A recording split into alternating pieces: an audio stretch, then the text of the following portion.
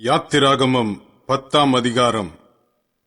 பின்பு கர்த்தர் மோசேயை நோக்கி, நீ பார்வோனிடத்தில் போ, அவர்கள் நடுவே நான் என் அடையாளங்களை செய்யும்படிக்கும் நான் எகிப்திலே நடப்பித்ததையும் நான் அவர்களுக்குள் செய்த என் அடையாளங்களையும் நீ உன் பிள்ளைகளின் செவிகள் கேட்கவும் உன் பிள்ளைகளுடைய பிள்ளைகளின் செவிகள் கேட்கவும் விவரித்து சொல்லும்படிக்கும் நானே கர்த்தர் என்பதை நீங்கள் அறியும்படிக்கும் நான் அவன் இருதயத்தையும் அவன் ஊழியக்காரரின் இருதயத்தையும் கடினப்படுத்தினேன் என்றார். அப்படியே மோசேயும் ஆரோனும் பார்வோனிடத்தில் வந்து, உன்னை தாழ்த்த நீ எதுவரைக்கும் மனதில்லாதிருப்பாய்? என் சமூகத்தில் எனக்கு ஆராதனை செய்ய என் ஜனங்களை போகவிடு. நீ என் ஜனங்களை போக விடமாட்டேன் என்பாயாகில் நான் நாளைக்கு உன் எல்லைகளுக்குள்ளே வெட்டுக்கிளிகளை வரப்பண்ணுவேன். தரை காணாதபடிக்கு அவைகள் பூமியின் முகத்தை மூடி கல்மழைக்கு தப்பி மீதியாக வைக்கப்பட்டதை பட்சித்து வெளியிலே துளிர்க்கிற செடிகளை எல்லாம் தின்று போடும். உன் வீடுகளும் உன் ஊழியக்காரருடைய வீடுகளும் எகிப்தியரின் வீடுகளும் எல்லாம் அவைகளால் நிரம்பும். உன் பிதாக்களும் உன் பிதாக்களின் பிதாக்களும் தாங்கள் பூமியில் தோன்றின நாள் முதல் இந்நாள் வரைக்கும் அப்படிப்பட்டவைகளை கண்டதில்லை என்று எபிரேயரின் தேவனாகிய கர்த்தர் சொல்லுகிறார் என்று சொல்லி திரும்பிக் கொண்டு பார்வோனை விட்டு புறப்பட்டான். அப்பொழுது பார்வோனுடைய ஊழியக்காரர் அவனை நோக்கி, எந்த மட்டும் இந்த மனிதன் நமக்கு கண்ணியாயிருப்பான்? தங்கள் தேவனாகிய கர்த்தருக்கு ஆராதனை செய்ய அந்த மனிதரை போகவிடும். எகிப்து அழிந்து போனதை நீர் இன்னும் அறியவில்லையா என்றார்கள். அப்பொழுது மோசேயும் ஆரோனும் பார்வோனிடத்துக்கு திரும்ப அழைக்கப்பட்டார்கள். அவன் அவர்களை நோக்கி, நீங்கள் போய் உங்கள் தேவனாகிய கர்த்தருக்கு ஆராதனை செய்யுங்கள் என்று சொல்லி யாரார் போகிறார்கள் என்று கேட்டான். அதற்கு மோசே, எங்கள் இளைஞரோடும் எங்கள் முதியோரோடும் எங்கள் குமாரரோடும் எங்கள் குமாரத்திகளோடும் எங்கள் ஆடுகளையும் எங்கள் மாடுகளையும் கூட்டிக் கொண்டு போவோம். நாங்கள் கர்த்தருக்கு பண்டிகை கொண்டாட வேண்டும் என்றான்.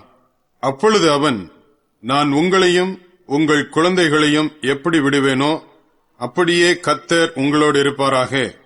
எச்சரிக்கையாயிருங்கள், உங்களுக்கு பொல்லாப்பு நேரிடும்.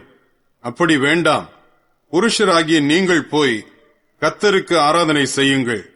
இதுதானே நீங்கள் விரும்பி கேட்டது என்று சொன்னான். அவர்கள் பார்வோன் சமூகத்தினின்று துரத்திவிடப்பட்டார்கள்.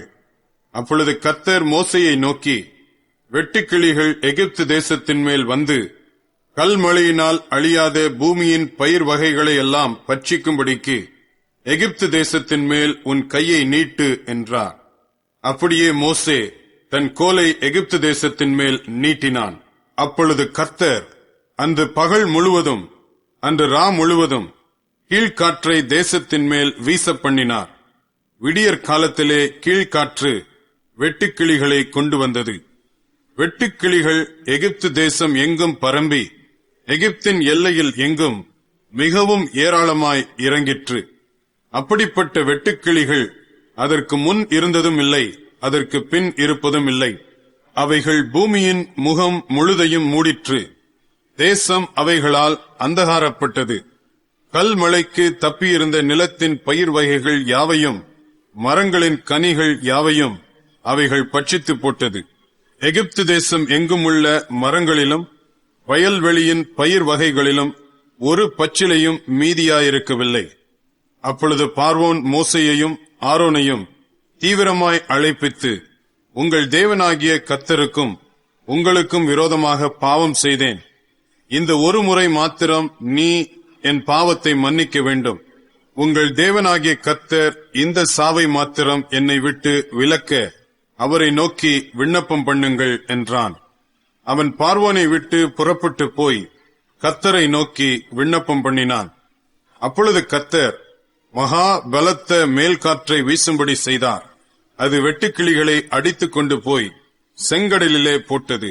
எகிப்தின் எல்லையில் எங்கும் ஒரு வெட்டுக்கிளியாகிலும் மீதியாயிருந்ததில்லை. கர்த்தரோ பார்வோனின் இருதயத்தை கடினப்படுத்தினார். அவன் இஸ்ரவேல் புத்திரரை போகவிடவில்லை. அப்பொழுது கர்த்தர் மோசேயை நோக்கி, தடவிக் கொண்டிருக்கத்தக்கதான இருள் எகிப்து தேசத்தின் மேல் உண்டாகும்படிக்கு உன் கையை வானத்திற்கு நேராக நீட்டு என்றார். மோசே தன் கையை வானத்திற்கு நேராக நீட்டினான். அப்பொழுது எகிப்து தேசம் எங்கும் 3 நாள் மட்டும் காரிருள் உண்டாயிற்று. 3 நாள் மட்டும் ஒருவரையொருவர் காணவும் இல்லை, ஒருவரும் தம் இடத்தை விட்டு எழுந்திருக்கவும் இல்லை. இஸ்ரவேல் புத்திரர் யாவருக்குமோவெனில் அவர்கள் வாசஸ்தலங்களிலே வெளிச்சம் இருந்தது. அப்பொழுது பார்வோன் மோசேயை அழைப்பித்து, நீங்கள் போய் கர்த்தருக்கு ஆராதனை செய்யுங்கள், உங்கள் ஆடுகளும் உங்கள் மாடுகளும் மாத்திரம் நிறுத்தப்பட வேண்டும், உங்கள் குழந்தைகள் உங்களுடன் போகலாம் என்றான். அதற்கு மோசே, நாங்கள் எங்கள் தேவனாகிய கர்த்தருக்கு படைக்கும் பலிகளையும் சர்வாங்க தகன பலிகளையும் நீர் எங்கள் கையிலே கொடுக்க வேண்டும், எங்கள் மிருக ஜீவன்களும் எங்களோட கூட வரவேண்டும், ஒரு குளம்பும் பின் வைக்கப்படுவதில்லை. எங்கள் தேவனாகிய கர்த்தருக்கு ஆராதனை செய்கிறதற்கு அவைகளிலிருந்து எடுக்க வேண்டும்.